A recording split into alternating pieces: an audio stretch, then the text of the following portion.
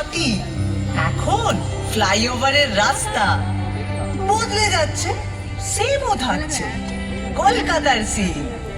উঁচু থেকে সার্ভে করছি অনেক অনেক দিন, সেসব গল্প বলবো এবার। 1 2 3।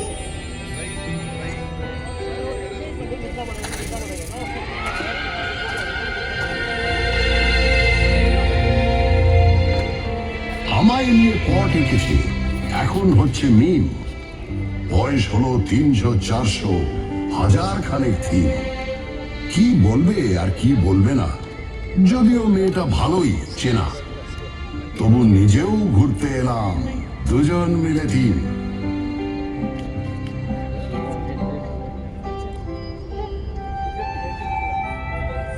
আপনারা এখন যেখানে বসে আছেন, এক সময় সেখানে ঘোরাফেরা করতো।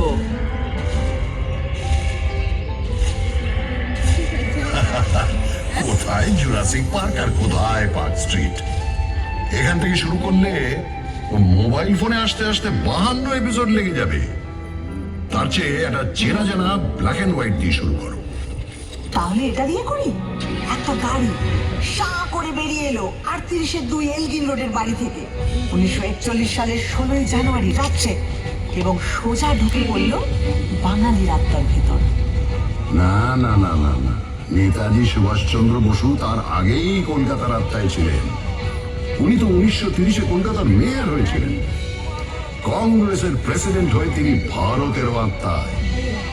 তবে ব্রিটিশদের চোখে এক মন ধুলো দিয়ে ওই মহান নিষ্ক্রমণ। 3-4 রকম ছদ্মবেশ, একেবারে থ্রিলার। তারপরে আক্ষরিক অর্থেই তিনি মৃত্যুহীন। এরকম সুপার হিরো কলকাতা আর পায়নি।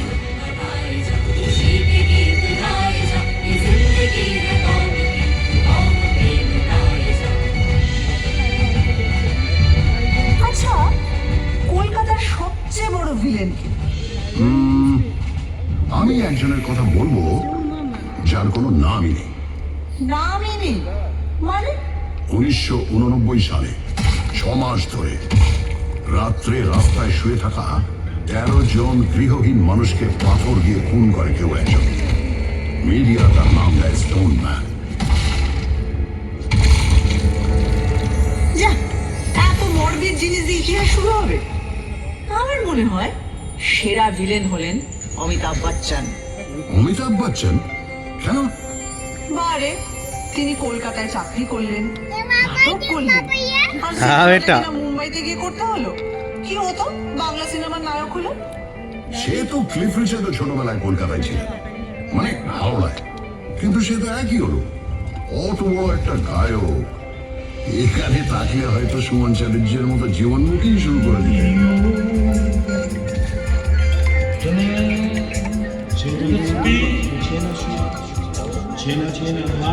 আর পেলে? পেলে কলকাতায় ছিলেন না? কিংবা লিওনেল মেসি? হ্যাঁ, ফুটবল নিয়ে আর কি মারবে না বলে দিলাম। 1911 সাল আইএফএ ফাইনালে 2-1 গোলে মোহনবাগান হারিয়ে দিল সাহেব টিম ইস্ট ইয়র্কশায়ার রেজিমেন্ট। ভাবা যায়, পরাধীন দেশে ইংরেজ টিমকে হারাচ্ছে একটা দল যার সকলে ভারতীয়। কলকাতার ইতিহাসে জল করছে সেই দিনটা। ওই সালেই কিন্তু ভারতের রাজধানী সরিয়ে নিয়ে যাওয়া হচ্ছে দিল্লিতে। তার আগে 139 বছর ধরে আমিই ছিলাম রাজধানী। ব্রিটিশ ভারতের মোস্ট ইম্পর্টেন্ট শহর। আরে তাতে লজ্জার কি? কিন্তু গর্বের ব্যাপার। কলকাতায় তখন স্বাধীনতা আন্দোলনের এমন ঝাঁজ ব্রিটিশরা সইতে পারছিল না। তাই 1905-এ ঠিক করলো বাংলাকে দুভাগ করে দেওয়া হবে।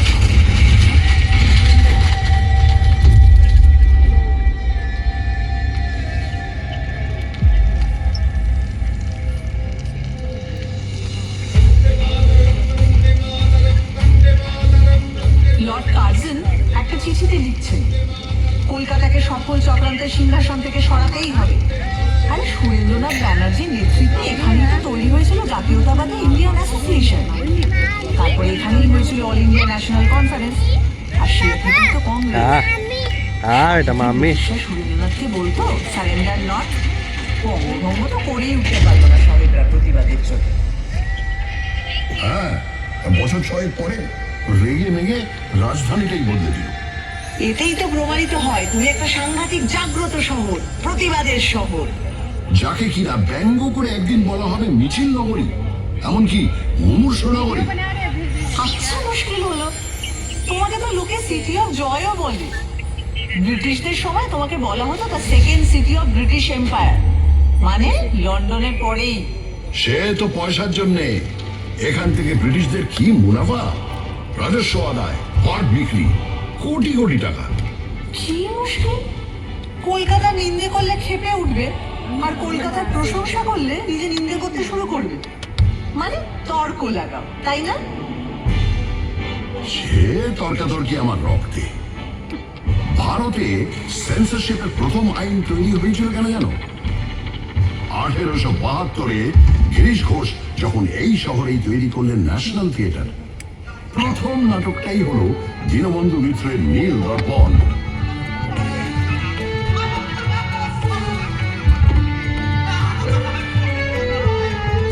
বছর 3 বাদে যখন এই দল সারা ভারত ট্যুর করছে, লখনৌতে নাটকটা হচ্ছে।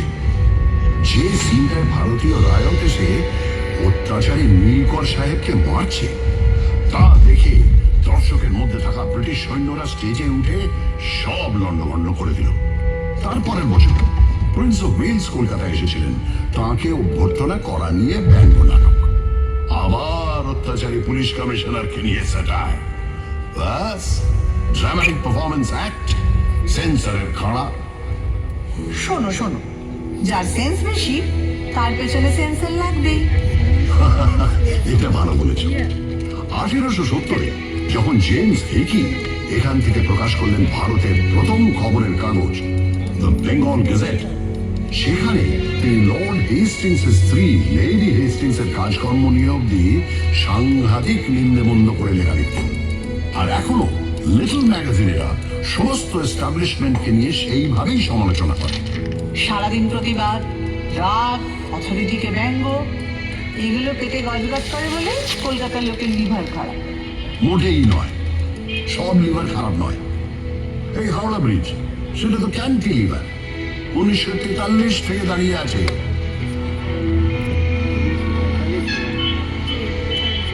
তা বটে, রোজ লাখ লাখ গাড়ি ঘোড়া, মানুষ, কত কিছুই যাচ্ছে, অথচ এতটুকু টস খায় না। এদিকে নাকি গোটা ব্রিজে একটা স্ক্রু নেই।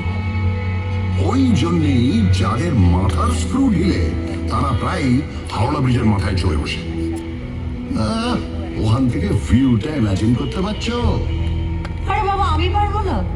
বছরের পর বছর ভিক্টোরিয়া মেমোরিয়ালের টঙে ডানা মেলে ঠাঁই দাঁড়িয়ে কলকাতার মানুষের প্রেম দেখেছি, খুনসুটি দেখেছি। এদিকে তাকালে একাডেমি অফ ফাইন আর্টসের এক্সপেরিমেন্টাল পেন্টিং, ওদিকে তাকালে রেস কোর্সের ঘোর ধরে টাকা ওড়ানো, আবার অন্যদিকে ক্লাবে ক্লাবে কোট প্যান্ট পরা কলকাতায় বাবুদের ইংরেজি আনা। ভিউজ আর নিউজ শেখাচ্ছ আমাকে? তোর নারী নক্ষত্র চিনি, বুঝলে? শুধু চেনো না, ছোঁয়াচ লেগে তুমি আমারই মতো। কখনো হাওয়া দিলে বাই বাই করে ঘোরো, আর কখনো গাঁটের ব্যথায় ঘুরতেই ভুলে যাও। এই বাড়ি কখনো তাজমহলের টুকলি বলে ধুয়ো খায়, কখনো আবার জাপানিদের বোমা খাওয়ার ভয়ে তার সারা গায়ে গোবর লেপে দিয়ে ব্ল্যাক আউট করা হয়।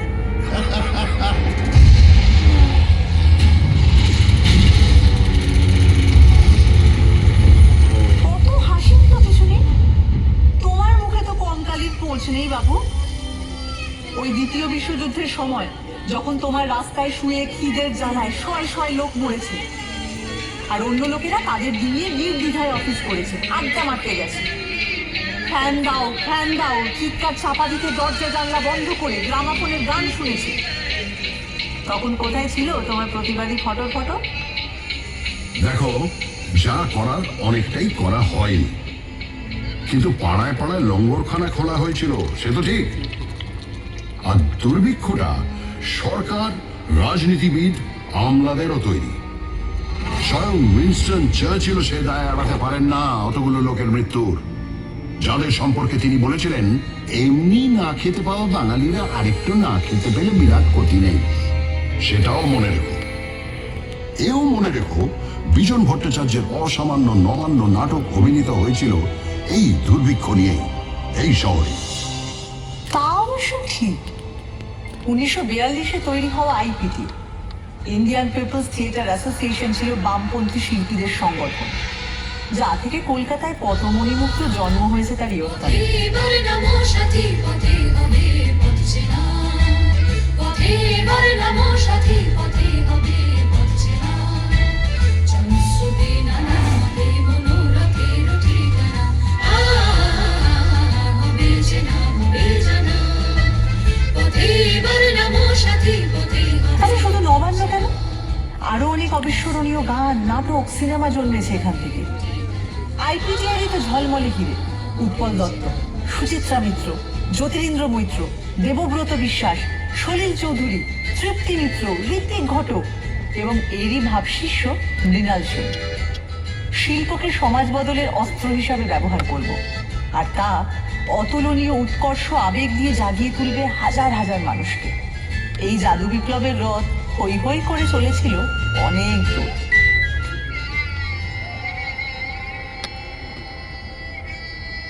43-এর দুর্ভিক্ষের প্রায় 170 বছর আগে, তখনও তুমি জন্মাওনি। যখন 76-এর মন্বন্তর এসেছিল, সেও তো মানুষেরই তৈরি দুর্ভিক্ষ, ব্রিটিশদের তৈরি দুর্ভিক্ষ। তারা মানুষকে হিংস্রভাবে নিংড়ে খাজনা নিচ্ছিল, ধান জমিতে আফিম আর নীল চাষ করছিল। তখনও পড়ে পড়ে আমার বুকে মরেছে লাখ লাখ অসহায় মানুষ। কি করব, চুপচাপ চেয়ে থেকেছি। তখন যদি একটা আইপিটিএ থাকতো। তোমার ইতিহাস তো জেগে থাকার ইতিহাস, ঘুমিয়ে থাকার ইতিহাস। 19 শতকে বাবুরা যখন কাঁড়ি কাঁড়ি টাকা খরচা করে বেড়ালের বিয়ে দিচ্ছিল, যখন গোলাপ জলে জল শোধ চলছিল, তখন তুমি কেমন ছিলে বাবু? আধা ঘুমন্ত ঝুলছিলে। আমারে ফ্রড করে প্রাণের কৃষ্ণ কোথায় গেলি? আমারে ফ্রড করে প্রাণ কৃষ্ণ কোথায় গেলি? I am sorry, very sorry, I am sorry, very sorry. আমার গোল্ডেন বডি হলো কালি। আমারে ফ্রড করে, আমারে ফ্রড করে। আমার দারুণ মজা লাগছিল। যে চপচপে তেল মেখে 4 ঘোড়ার গাড়ি চড়ে চান করতে যায়, তার একটা বেপরোয়া গ্ল্যামার আছে, এটা মানবে তো? আর দেখো, বাবুদের ওই বাড়াবাড়ি না থাকলে বাইজি নাচের সমজদারিও থাকতো না। তাদের টাকায় ঢালাও স্কুল কলেজের পত্তনও হতো না। আর আমার সবচেয়ে আলো ভর্তি পার্বণ দুর্গাপুজোটাই হতো না। দুর্গাপুজোটাই হতো না? ওমা, কেন? আরে শোভাবাজারের বাবু নবকৃষ্ণ দেব মাদ্রাসা তৈরির জন্য প্রচুর টাকা দিয়েছে, রাস্তা তৈরি করে দিয়েছে, সারা দেশ থেকে গায়ক বাজনদার এনে বিশাল সঙ্গীত সম্মেলন করেছে। আবার পলাশির যুদ্ধের সময় তিনি সিরাজের বিরুদ্ধে চক্রান্তে শুধু সামিলই ছিলেন তাই না, যুদ্ধ জয় উপলক্ষে বিরাট দুর্গাপুজো করেছিলেন। সেটাই তো দুর্গাপুজোকে একটা বড় পার্বণ হিসেবে আমাদের সমাজে প্রতিষ্ঠিত করল। এ তো ভারী গোলমেলে ব্যাপার। যে লোক বাংলাকে ইংরেজের হাতে তুলে দিল, সেই লোকই আবার দুর্গাপুজো চালু করলো। একদম। বাংলা ইংরেজদের হাতে কিন্তু যেত না যদি সিরাজউদ্দৌলা 1756 বিশাল বাহিনী নিয়ে আমায় আক্রমণ না করতেন। উনি ইস্ট ইন্ডিয়া কোম্পানির সেনাদের গুঁড়িয়ে না দিলে ইংরেজরা চট করে একজন নবাবের বিরুদ্ধে ওভাবে যুদ্ধে নামতো না। যুদ্ধে নাম তো ঠিকই, শুধু প্রপার নামগুলো বদলে দিত। ওরা দখল না নিয়ে ছাড়ার জাত নয়।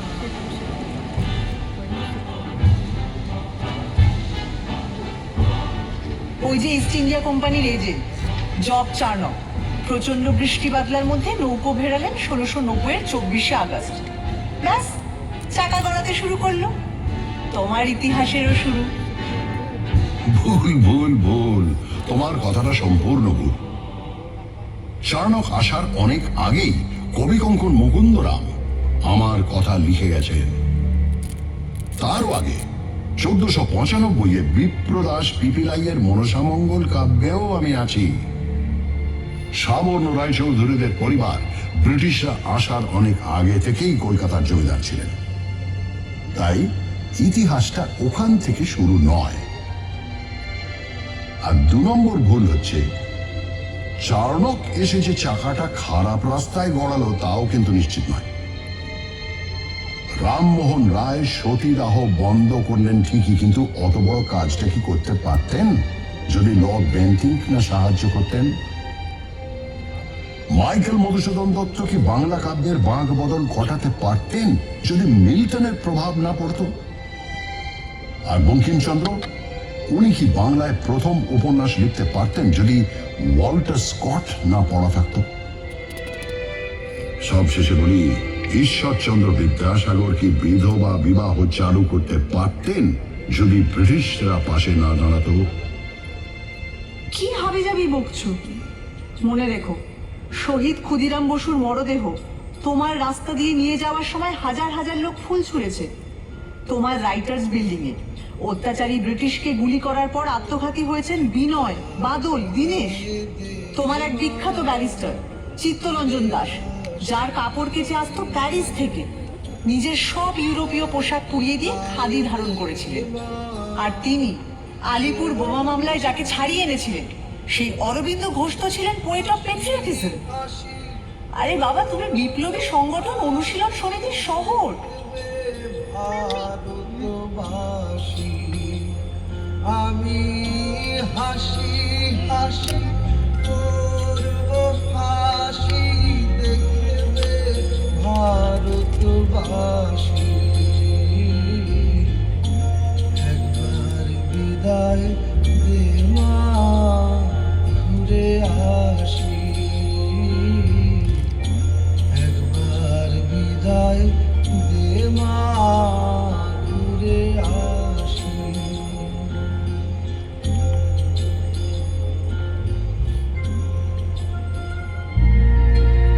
যে মনুমেন্টকে 1828-এ তৈরি করা হয়েছিল ইস্ট ইন্ডিয়া কোম্পানির 2টো যুদ্ধ জয়ের জন্য কমান্ডার ডেভিড অক্টনলির স্মরণে, 1969-এ কিনা তার নাম বদলে করে দেওয়া হলো শহীদ মিনার। উৎসর্গ করা হলো ভারতের স্বাধীনতা যুদ্ধের শহীদদের উদ্দেশ্যে। তবে অত রাগের কিছু নেই, আমি শুধু ভাবছিলাম কি হলে কি হতো। ভাবো ভাবো, ভাবা প্র্যাকটিস করো। এটাও ভাবো, কলকাতায় যদি বাঘ সিংহ ঘুরে বেড়াতো তাহলে কি কি হতো? আরে কলকাতার বাঘ তো বিখ্যাত, বাংলার বাঘ তো কলকাতাতেই থাকতেন। 1857 সালে হওয়া কলকাতা বিশ্ববিদ্যালয়কে বছর 50 পরে দায়িত্ব নিয়ে একেবারে নতুন রূপ দিয়েছিলেন এই বাঘ, আশুতোষ মুখোপাধ্যায়। আর সিংহ? হ্যাঁ, সিংহও তো ছিল, কালী প্রসন্ন সিংহ, যিনি এক হাতে অনুবাদ করেছেন মহাভারত আর অন্য হাতে আমায় নিয়ে লিখেছেন হুতম পেঁচার নকশা। আচ্ছা, বাঘ সিংহ তো বুঝলাম, আর গন্ডার? হ্যাঁ, গন্ডারও আছে। গন্ডার হচ্ছে তারা যাদের চামড়া ভেদ করে কলকাতার অবিশ্বাস্য মনীষীদের কথাগুলো ঢোকেইনি। রামমোহন রায় তাদের কাছে পাটকেল খেয়েছেন, আর বিদ্যাসাগরকে নিয়ে তো ব্যঙ্গ করে গান বেঁধে ঘুরে ঘুরেও গিয়েছেন তারা। এগুলো বরং প্রমাণ করে ওরা সময়ের চেয়ে কত এগিয়ে ছিলেন। বিবেকানন্দকে শুনতে হয়েছে তিনি নাকি সন্ন্যাসী নন, ম্লেচ্ছ দেশে যান, মাংস খান, অথচ তিনি শিকাগোয় গিয়ে ভারতের জয়ধ্বজা উড়িয়ে এলেন অসামান্য বক্তৃতায়। তার গুরু রামকৃষ্ণকে শুনতে হয়েছে তিনি নিরক্ষর, আর তিনি তার সহজাত বোধ ও ধর্মজ্ঞানের ছটায় চারপাশে জড়ো করে এনেছেন শ্রেষ্ঠ মনীষীদের। তার যত মত তত পথ শুধু ধর্ম নয়, শহর কলকাতার জীবনযাপনেরও দর্শন।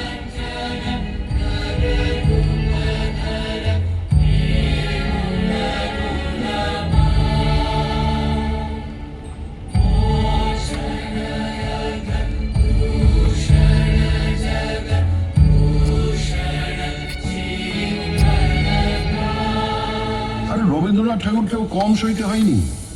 তার লেখা সব নাকি আবছা, আর তিনি শান্তিনিকেতন স্থাপন করেছেন হাবিজাবি উদ্দেশ্য নিয়ে। কিন্তু তার নোবেল প্রাইজ এখনো আমার অহংকারের প্রথম পংক্তি।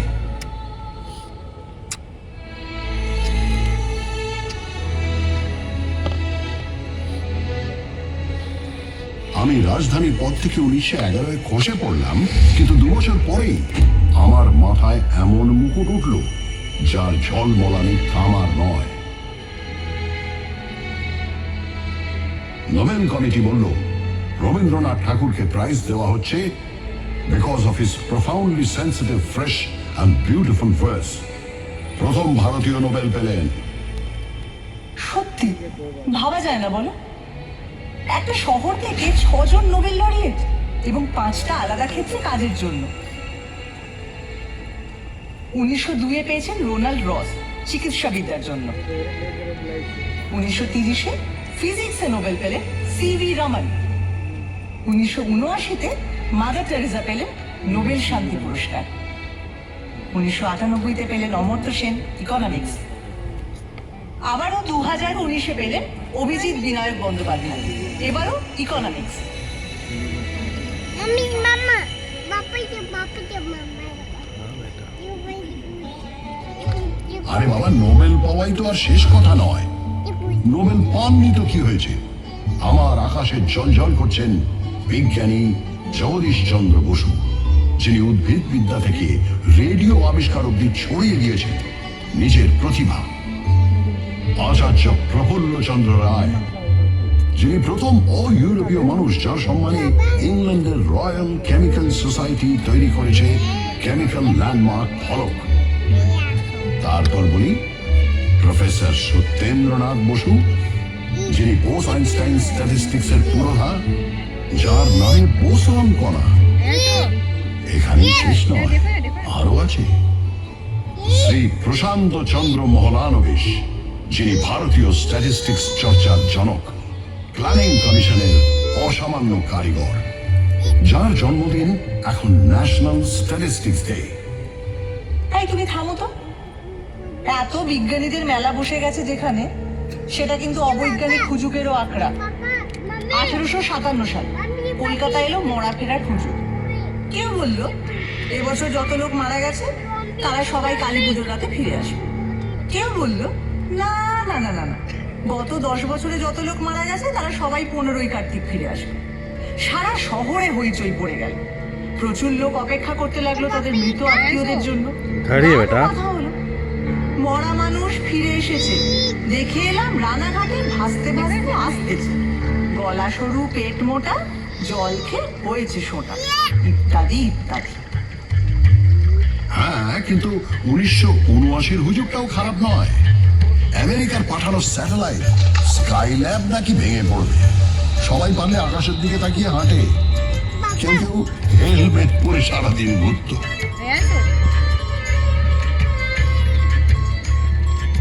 স্কাইল্যাবের টুকরো অবশ্য কয়েকটা পড়েছিল, কিন্তু কলকাতার ধারে কাছে নয়, অস্ট্রেলিয়ার পার্থ আর অন্য কয়েকটা জায়গায়।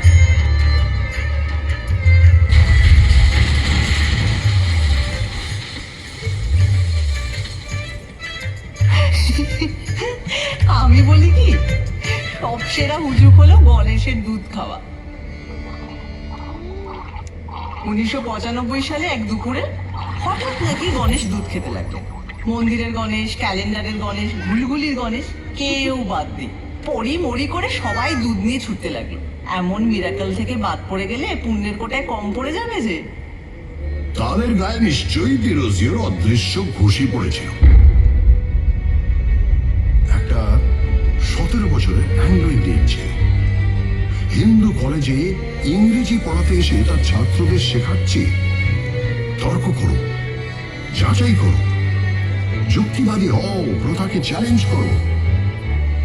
আর সেই ছাত্ররা, বলা ভালো শিষ্যরা, ইয়াং বেঙ্গল হয়ে তখন দিকে দিকে ছড়িয়ে পড়ছে, সমাজ বদলানোর চেষ্টা করছে। এও তো এখানেই হয়েছিল। তারা যেরকম গোড়া ব্রাহ্মণদের ঝাঁকুনি দিয়ে সমাজটাকে শোধরানোর চেষ্টা করত, 70-এর দশকেও একদল ছেলেপুলে নকশাল আন্দোলনের মাধ্যমে সেরকমই একটা ধাক্কা দেওয়ার চেষ্টা করল, কিন্তু বুলেট আর বোমার প্রতিক্রিয়াও ভীষণ মারাত্মক। আর তখনকার রাজনীতিও ছিল অনেক ঘোর প্যাঁচওয়ালা। রাত্রির জুড়ে বোমা আর পুলিশের জিপের শব্দ, আর দিনের বেলা গঙ্গা জুড়ে উজ্জ্বল যুবকদের লাশ ভেসে যাওয়া দৃশ্য। তোমার গায়ে অনেক গরম রক্ত ছিটকে পড়েছিল। আদর্শ, প্রথা সব হারিয়ে গেছিল নতুন নতুন মুখোশের আড়ালে।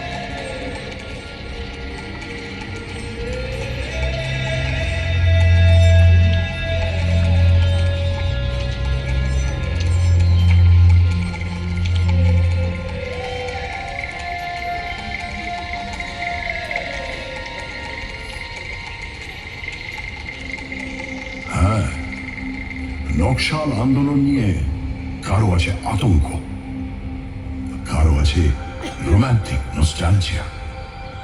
চীনের চেয়ারম্যান আমাদের চেয়ারম্যান, এই স্লোগান নিয়ে একটু মুখ টিপে হাসিও আছে। কিন্তু কেনই বা এখান থেকে কেউ চীনের নেতাকে ঘিরে সংগ্রাম গড়ে তুলবে না? কেন ওই কথা বলবে না? কলকাতাকে বিশ্ব নাগরিকতার কেন্দ্র নয়? দেখো, সেটা হিন্দু কলেজটাই একটা বিরাট স্টেটমেন্ট। ইংরেজি ভাষা শিখতে হবে, পাশ্চাত্য সংস্কৃতি বুঝতে হবে, তাকে নিজেদের সংস্কৃতির সঙ্গে মেলাতে হবে, এরকম একটা ভাবনা নিয়ে যে স্কুল করা দরকার, তা ভারতে অন্য প্রান্তে কেউ তো ভেবে বের করতে পারেনি। সাহেব আর বাঙালি মিলেমিশে 1817 সালে এমন একটা কাজ করলো যা না থাকলে বেঙ্গল রেনেসাই হতো না।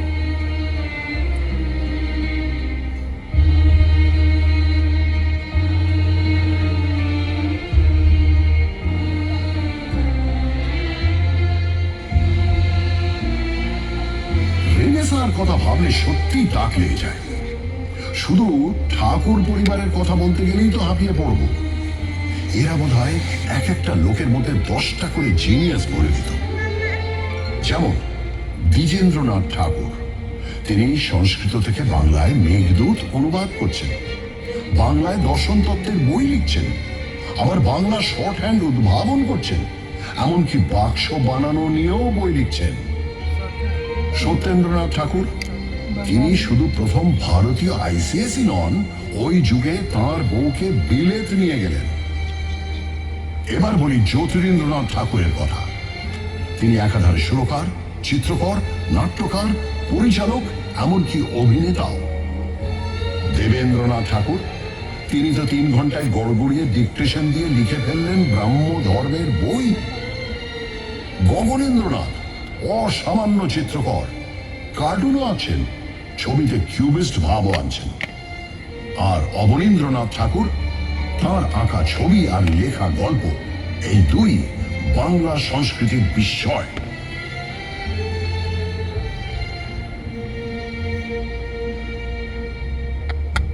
কেন রায় পরিবার?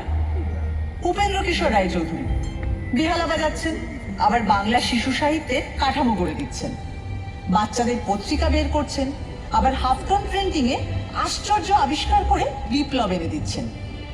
তার ছেলে সুকুমার রায় খেয়াল রসের গদ্যে পদ্যে তাক লাগিয়ে দিচ্ছেন, আবার ননসেন্স ক্লাবে প্লেটো বা তুর্গেনেভ নিয়ে কথাও বলছেন।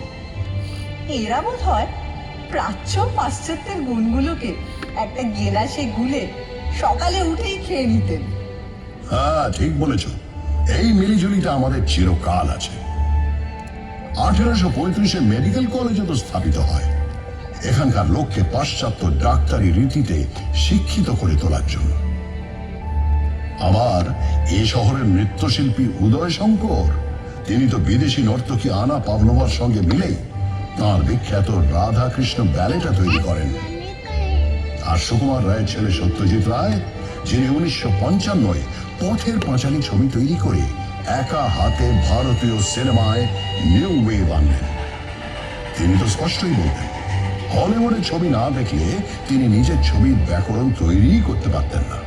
অথচ সাহেবরা তাঁর ছবির মধ্যে খুঁজে পেত খাঁটি ভারতীয়ত্ব। এই মিশেল, এই আহরণ হজম করার ক্ষমতা, এ জিনিস আমার মজ্জায়। ঠিক বলেছ।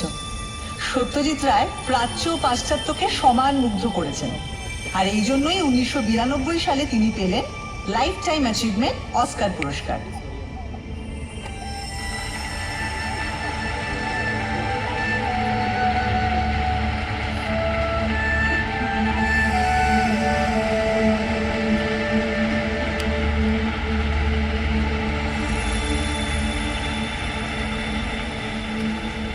হ্যাঁ, কিন্তু এটা ভুলো না, ওই বছরেই সত্যজিতেরই গোড়ার দিকের ছবির ক্যামেরাম্যান সুব্রত মিত্র তিনি পেলেন Eastman Kodak life time achievement for excellence in cinematography.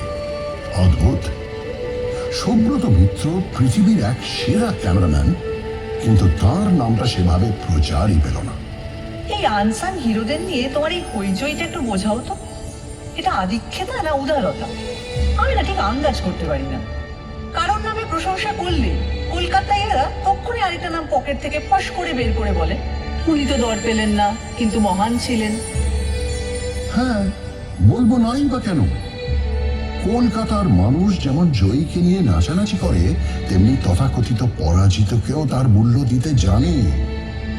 যিনি প্রাইজ পাননি, অখ্যাতি নিয়ে মারা গেছেন, তাকেও পুজো করতে জানে, কারণ সে বোঝে একজন স্রষ্টার মূল্য তিনি কতটা সোনা কুড়োলেন তা দিয়ে বিচার হয় না, কতটা সোনা বিলোলেন তা দিয়ে মাপতে হয়।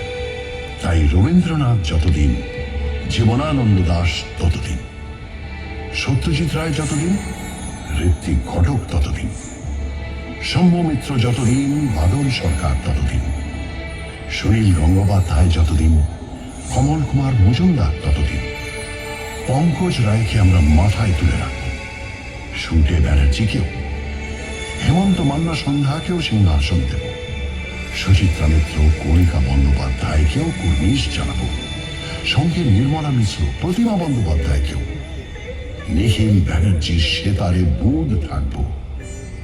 এগুলো হুজুগ নয়, এক্সট্রা সচেতনতা। আচ্ছা, এটা শুধু শিল্পের বেলায় জেগে ওঠে কেন বলতো? যখন 1947-এ দেশভাগের পর উদ্বাস্তুরা দলে দলে এসে পৌঁছলো এই শহরে, তখন সেই মানুষগুলোকে, সেই মুহূর্তের পরাজিতদের মুখে টেনে নিতে এত অনীহা কেন? তখন তাদের বিদ্রোহ কেন, অবহেলা কেন, বলতে পারো? সে হয়তো গোড়ার দিকে ছিল, তারপর যতই ঘটি বাঙাল লড়াই ফুটবলের মাঠে থাকুক আর রান্নার পাতে থাকুক, সবাই মিলেমিশে এক হয়ে গেছে, এতে তো সন্দেহ নেই। এতেও সন্দেহ নেই যে এই উদ্বাস্তুদের যথোচিত সম্মান দিয়ে তাদের থাকা খাওয়ার সংগ্রামে পাশে দাঁড়ানোর কাজ করেছিল বলে বাম রাজনীতি একসময় অনেকখানি মিশে গিয়েছিল আমার ডিএনএতে।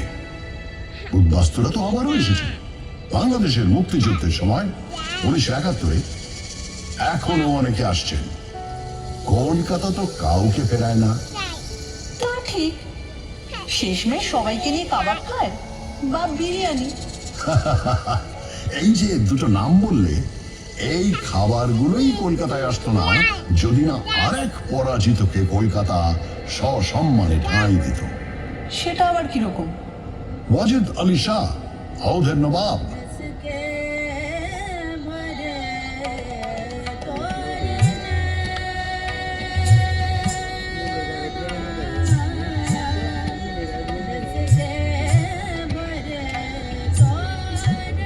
আঠেরোশো 56-এ তাকে ইংরেজরা বিনা যুদ্ধে সিংহাসনচ্যুত করে নির্বাসনে পাঠালো কলকাতায়।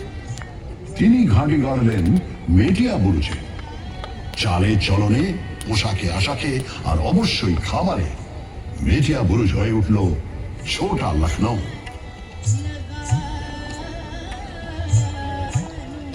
এখানকার গান বাজনা নাচ তো প্রভাবিত হলোই, জিভের কোষ আর রান্নার হাঁড়ি প্রভাবিত হলো তার চেয়েও বেশি। এখন যে কলকাতার রাস্তার ধারে ধারে কাবাব আর বিরিয়ানির দোকান, তার মূলে ওই অগৌরবের নির্বাসন। জীবনের ধন কিছুই যাবে না ফেলা, কলকাতা এটা জানে, এই তার রেলা।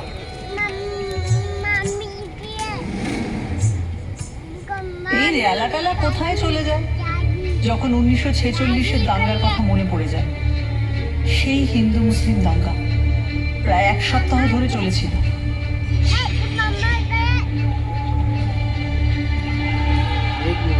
হ্যাঁ নিশ্চয়ই, লজ্জায় মাথা হেঁট হয়ে যায়।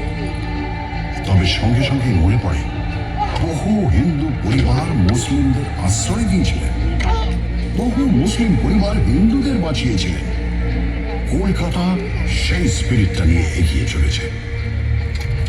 ওসব দাঙ্গার কথা ছাড়ো, বিদেশে যখন রবিশঙ্কর আর আল্লাহ রাখা মিলে অবিশ্বাস্য সুরের চালচিত্র তৈরি করেন, বা মহিষাসুর মর্দিনীতে যখন বীরেন্দ্র কৃষ্ণ ভদ্রের চণ্ডী পাঠের সঙ্গে বেজে ওঠে মুসলিম শিল্পীদের অলৌকিক বাজনা, তখন কি সেই ম্যাজিকটা জানান দেয় না? মাতলো রে ভুবন, বাজলো তোমার আলোর রেণু। জানো, আমার না মনে পড়ে গেল ম্যাজিশিয়ান পিসি সরকারের কথা। একবার নাকি তার ম্যাজিক দেখতে সবাই এসেছে, কিন্তু 10 মিনিট হয়ে গেছে ম্যাজিশিয়ানের আসার নামই নেই। সবাই অস্থির, অধৈর্য। হঠাৎ সবাই শুনতে পেল হিয়ার আই অ্যাম। চমকে তাকিয়ে দেখলো মঞ্চে তিনি বললেন, ঠিক সময় তো এসেছি, ঘড়িটা দেখুন তো। চমকে তাকিয়ে সবাই দেখলো ঘড়ির কাঁটা পিছিয়ে গিয়েছে 10 মিনিট। সব ঠিক আছে,